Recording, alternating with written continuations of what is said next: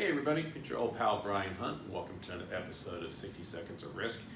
Today I want to talk to you about a concept that can be kind of hazy and some people not understand it in respects to business interruption insurance and what that actually means. So let's think for a second you owned a manufacturing facility that made tires, and you built that facility so that you could build tires, ship them, and sell them.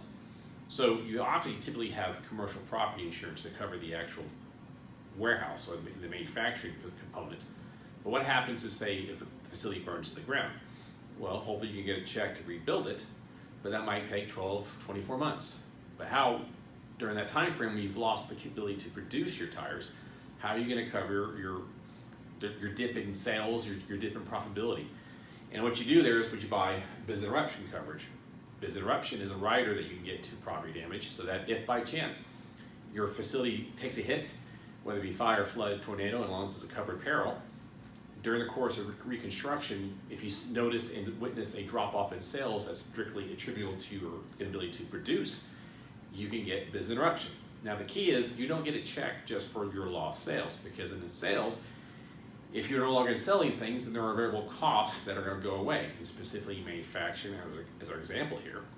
If you're not making tires, therefore you're probably not producing and buying petroleum products and steel, rubber that would go into the manufacturing of the tire. So the calculation for business interruption is a little different in the sense that you try to think about what are those costs that are going to go away, or the flip side, what those costs are going to fix. And there's two ways to do it.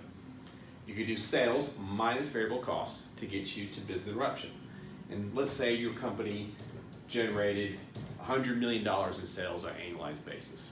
But you look at your variable costs, and roughly you estimate you've got 40 million in variable costs that would go away if you no longer manufacture anything. So that leaves you 60 million as your target for business interruption calculation. Now the flip side of this is, let's say you had net profit as that's a fixed cost, or that's what you're trying to make sure you get reimbursed, but your fixed costs in this environment are 50 million. So 10 plus 50 is 60, and as you notice, by either doing the drop down, sales minus variable costs, or the bottom up, net profit plus fixed costs, you get the same number, 60. And so by doing either one of these calculations, you should get the same result. Now obviously, business interruption can be a little gray sometimes. There are certain costs that are both fixed and variable, we call semi-variable, so you need to adjust for that. But in general, business interruption is, again, not a check for your lost sales, but it's your sales minus your variable costs, or what your profit would have been plus your fixed and continued expenses. So that, in a nutshell, is business interruption. As always, guys, if there's a certain topic or individual you want to see on the show, please post a note on LinkedIn or send me a message.